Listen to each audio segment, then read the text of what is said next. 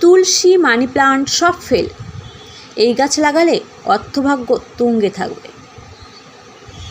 বাস্তুশাস্ত্র এমন অনেক উদ্ভিদের কথা বলে যে সম্পদ, সমৃদ্ধি, ইতিবাচকতা এবং সুখকে আকর্ষণ করে। এই গাছপালা ঘরের পরিবেশকে সতেজতা ও ইতিবাচকতায় ভরিয়ে দেয়। সাধারণত মানুষ তুলসী এবং মানি প্লান্টের মতো শুভ উদ্ভিদের নাম জানে। যেখানে ভগবান শিবের প্রিয় বেলগাছকে বাস্তুদোষ এবং গ্রহের দোষ দূর করতে সবচেয়ে কার্যকর বলে মনে করা হয়। বাড়িতে যদি বাস্তু ত্রুটি থাকে এবং তার কারণে একের পর এক সমস্যা দেখা দিতে থাকে, তাহলে বাড়িতে একটি বেলগাছ লাগান। বেলপত্রকে বিল্বপত্রও বলা হয়।